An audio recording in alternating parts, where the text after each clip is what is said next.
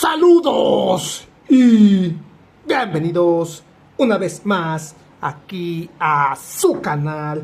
Y bueno, para esta nueva ocasión, para esta nueva oportunidad les traigo un manga comparación más, que según mis cálculos y revisando el historial de mis videos es el número 16, ya que los estoy enumerando. Esto sí llevo una numeración constante más o menos, ya sea el número 16 del canal de manga comparación. Y vean, y créanme que tengo varios mangas más por hacerles comparación, nada más que pues el tiempo de repente no me ayuda, y entonces pues no me doy la oportunidad, ¿no? Y tengo otros videos pendientes por hacer. Quiero hacerle reseña, por ejemplo, a Sunken Rock, que acabo de leer hace poco, en la edición de Ibrea, que sacaron en tomos dobles y el último triple. La edición original japonesa de esa historia es 25 tomos, y esta edición que compactó demasiado Ibrea fueron 12 tomos. En fin, eso sería para otro video. Y en esta ocasión les traigo el manga comparación de un tomo único, publicado en exclusiva en un lugar en especial. Estoy hablando nada más nada menos que de Los Samuráis de México, un título especial que ya le había hecho hace años una reseña. No me gustó mucho cómo la quedó en esa ocasión, pero cuando empezaba a subir videos hace años en un canal que tenía antes, que me borraron, y que bueno, este es el nuevo canal que ya pues está prosperando, ya tiene más de 1000 suscriptores. Gracias a todos ustedes que me siguen y me apoyan y me impulsan a continuar subiendo este tipo de contenido. Me estoy tratando de acomodar aquí con la cámara. En fin, es un tamaño A5, y la comparación sería con su edición japonesa, en japonés. Pero bueno, vamos a hablar primero de dónde sale, ¿no? La Asociación México-Japón es una sociedad japonesa, japoneses que viven aquí en México. Sus instalaciones se encuentran en la Ciudad de México, ahí por el metro Barranca del Muerto, la delegación, la alcaldía Álvaro Obregón, en la calle que se llama Fukuyama, hasta el fondo. Y bueno, ellos publicaron este título. Solamente lo venden ahí, y pues lo venden en español. En esta edición que conmemora con esta estampita el 125 aniversario de la emigración de Enomoto, de 1897 al 2022, o sea, ya son 128 años de ese evento, de esos hechos. Y pues también lo publican en japonés, para quienes quieran pues ir aprendiendo el idioma, pues lo pueden ir comparando y pueden ir dar un seguimiento, ¿no?, de ambos títulos. En fin, se publica allá en la Asociación México-Japón. Su precio oficial, bueno, el precio al que lo compré el año pasado, creo que no lo han aumentado, son 100 pesos. Es una edición en A5, como ya dije, tiene sobrecubierta, es delicada, la sobrecubierta se puede ir despintando. Traté de ser cuidadoso a que lo leí, y que me lo estuve llevando a la oficina, ¿no?, para irlo leyendo en el camino, en los transportes, ¿no? Un bonito decorado al fondo, la bandera de México, ¿no?, con esos colores, el verde, el blanco y el rojo. Aquí enfrente los protagonistas de la historia, que son personajes japoneses que vinieron a México a cumplir sus sueños, sus expectativas. Un subtítulo sobre el título principal de Los Samuráis de México es la verdadera historia de los primeros inmigrantes japoneses en Latinoamérica. Aquí tenemos en el lomo pues esta parte de los 3 colores de la bandera nacional, en la contraportada completamente en blanco, y nada más tienen aquí su ICB en el registro ante pues la prueba de los derechos de autor y toda esa cuestión editorial, ¿no? En fin, son un interior en verde, igual la contraportada básicamente lo mismo que en la sobrecubierta. Aquí en el lomo pues lo dejan en blanco, bueno, con este fondo verde, un verde oscuro. Tenemos la edición japonesa en la comparación. Tenemos que una principal diferencia es efectivamente el cintillo, que en Japón es súper común, es específico, bueno, es muy característico en Japón en colocar cintillos en sus obras editoriales, en sus obras impresas. La gran mayoría de los mangas tienen cintillo. Yo tengo muchos mangas japoneses y les puedo asegurar que lo tienen, ¿no? Colocan los cintillos pues, para poner publicidad, otro tipo de información adicional, ¿no?, para ensalzar o adornar o complementar lo que es el material principal. Aquí tenemos que En la sobrecubierta básicamente es el mismo material, simplemente que cambia el idioma. Obviamente cambia el idioma a pues japonés al español. No sé, creo que está un poco más claro los colores en la impresión aquí de la edición japonesa. Es más claro el verde, ¿no? Que es más oscuro. Y pues por ahí en sí pues es básicamente lo mismo. Es del mismo tamaño, son A5 los dos. La hoja de los tomos, les puedo decir, es blanca. Parece que hasta se imprimió en papel bond. Se siente como papel bond. Tenemos la impresión aquí de la edición japonesa. Que vean que el interior es en gris, a diferencia de la edición en español, que es verde, ¿no? Esa es otra diferencia, que la impresión en japonés de su interior es gris y del tomo mexicano, bueno, el tomo en español, porque no es mexicano, los dos se publicaron aquí en México por la Asociación México-Japonesa. Entonces por eso le pongo la comparación que es de la asociación de la AMJ, Asociación México-Japón, y tenemos que el mismo material básicamente en las hojas, ¿no? La impresión no tiene páginas a color ninguno de los dos. Básicamente impreso como si fuera en papel bond. Igual se siente aquí la misma impresión. Es el mismo tomo básicamente, pero uno en japonés, el otro en español.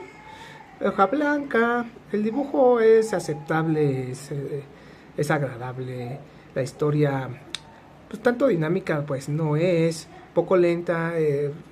Nos relata sucesos históricos y anecdóticos de cómo fue que se dio las primeras migraciones del país nipón a través de sus habitantes, algunos de sus habitantes que se animaron a venir aquí a colonizar de alguna manera, ¿no?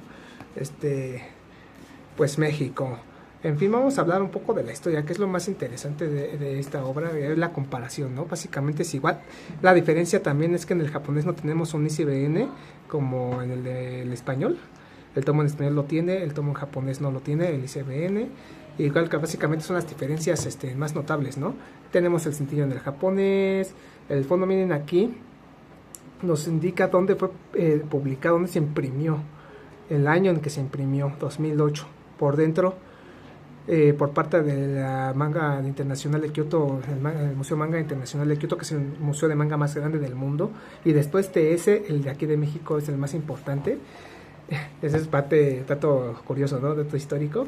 Tenemos que estos datos, aquel tomo mexicano no los tiene, el tomo mexicano, el tomo de español. El tomo japonés sí tiene estos datos editoriales aquí. Interesante, ¿ah? Publicado en 2008. El autor parece como un personaje aquí aquí tampoco en la sobrecubierta. Tenemos el tomo en español con el ISBN y el tomo japonés y viene con códigos de barras, precio en yenes, 952 yenes. Interesante. Es también otra gran diferencia, ¿no? Ya encontré varias, ¿no? ¿Cuántas cuentan ya que encuentro entre el tomo en japonés y el tomo en español en estas ediciones que tengo de esta historia de los samuráis de México? Poca gente lo tiene. Me puedo jactar, presumir que gracias a mí, 5 por lo menos personas que en Wacom tienen este tomo es por mí. ¿En serio? ¿Cuántas son? Como 7 u 8. Busquen en Wacom cuántas personas tienen este título. Es muy... Y triste, ¿no? Porque sí se puede conseguir, nada más que es complicado. Nada más lo venden en ese lugar, en la Asociación México-Japonesa. Costó 100 pesotes. 100 pesotes. Vamos a hablar, hablar de la historia, ¿verdad? Vamos a hablar de la historia para que se interesen los que les llame la atención este título. En fin, los samuráis de México. Nos narra desde la perspectiva de su autor. Su autor se llama Hisashi Ueno, y que la hace de protagonista. Él, quien trabajaba en la embajada de Japón en México, pues se va a unas vacaciones a ver el monumento de los migrantes enomotos allá en Chiapas. Escuintla se llama este lugar. También dan otros municipios de Chiapas a donde se trasladan. En fin, conoce gente que vive allá en Japón, allá en Chiapas, que son descendientes de los primeros migrantes japoneses que fueron allá a ese estado. Y la historia pues habla a raíz de esa investigación que enlace. Aquí tenemos la memoria de la migración Enomoto en el municipio en este caso en el pueblo de Acacoyagua, en el sureste de México. En fin, la historia, pues ya a través de él y la investigación que va haciendo y las historias que va conociendo, nos dice que a principios del siglo XX, a finales del siglo XIX, 1897, vienen los primeros migrantes de la llamada migración de migrantes de Enomoto, porque es el que los patrocina, es un cónsul, un embajador, una persona importante, ¿no? Que los financia, ¿no? Para que pueda mandarlos allá. Compran terrenos, el gobierno japonés le compra al gobierno mexicano ciertos territorios, terrenos allá en Chiapas para que pues vengan a poblarlos pues sus ciudadanos, ¿no? Japón se abre a la migración después de pasar por prácticamente siglos de aislamiento y ya consideraron que pues dadas las condiciones que tenían ya de sobrepoblación y de falta de recursos, pues ir a dar nuevas oportunidades en otros lugares, ¿no? Entonces así es como van y llegan estos japoneses bien ilusionados, ¿no? En fundar sus ciudades, en fundar sus nuevos, un nuevo asentamiento, una nueva vida aquí en México y no pensar nada más en el enriquecimiento personal y regresar, sino quedarse aquí y ayudar al prójimo también. Ayudaron mucho a la gente de este país, fundando, bueno, de Chiapas sobre todo, ahí cuando comenzaron, creando escuelas, ayudando a la gente, ¿no? Pero al principio les fue complicado porque no tenían el conocimiento tan especializado de cómo era la tierra, cómo era el clima. Se enfermaron, hubo gente que se enfermó, gente que murió, pero sin embargo luchando, echándole pues ese carácter que tienen los japoneses, ¿no? De no rendirse, pues salieron adelante, crecieron, trabajaron en otros lugares, crearon sus propias empresas, sus propios negocios. Por ahí hablan también de la creación del primer diccionario México-Japón, de japonés y español y japonés. Y pues con base en mucho esfuerzo que se creó ese diccionario y pues ya para poder tener una mayor comunicación con los mexicanos, sino aquí al español, no los japoneses. Pero sí vivieron pues varios eventos históricos mexicanos como la Revolución Mexicana después de la Segunda Guerra Mundial y como el gobierno mexicano después de lo de la revolución y que Japón se portó muy bien con el gobierno mexicano, les regresó el favor al gobierno. Y esto te lo platican a lo largo de la historia, ¿no? A través de sus personajes, de cómo lucharon, de cómo aportaron al país y de que contagiaron, ¿no?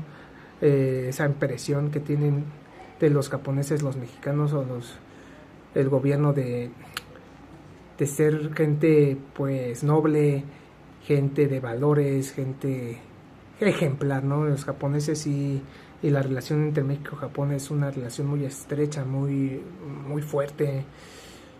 Vaya, a través de estos eventos históricos pues nos dan una explicación de por qué tienen esta relación bilateral no tan especial, tanto el gobierno y los pueblos tanto de México como Japón.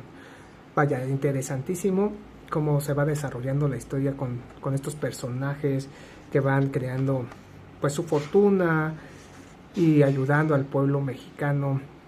En Chiapas tienen sus comunidades, pero pues a través de los sucesos que hubo en la Revolución y la Segunda Guerra Mundial también se trasladaron bastantes a otros estados, incluyendo aquí la Ciudad de México, donde les digo tienen su asociación y sus comunidades ahí por la Colonia de las Águilas, se llama ahí en Álvaro Obregón, en la Ciudad de México, y donde tienen esta Asociación México-Japón, que no nada más es el Museo del Manga, sino también un restaurante, campos de tenis, mercado, bueno, tipo supermercado, hay otros otros elementos, otros lugares, ahí está grande el lugar.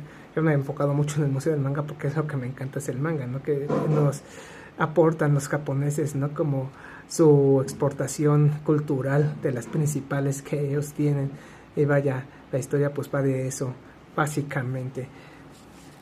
Entonces, si quieren conocer más de cómo realmente se da la relación de México y Japón, cómo van llegando los primeros migrantes aquí al país y de ahí cómo se fueron desarrollando, fueron creciendo, tuvieron sus dificultades y tuvieron que vivir eventos tan desafortunados y tan complicados como la Revolución Mexicana y la Segunda Guerra Mundial, pues aquí está.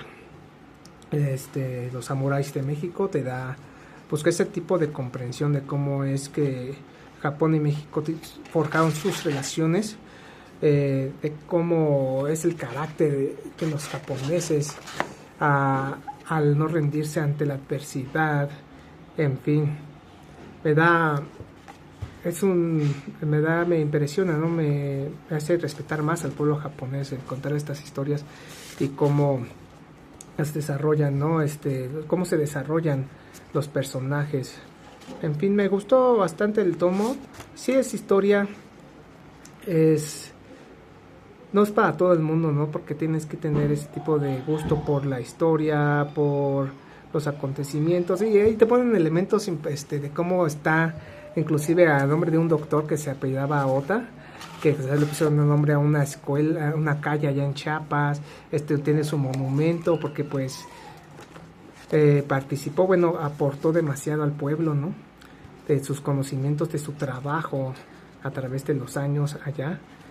Y en fin, el cómo es que aquí están pues los japoneses y cómo es que surgieron, ¿no?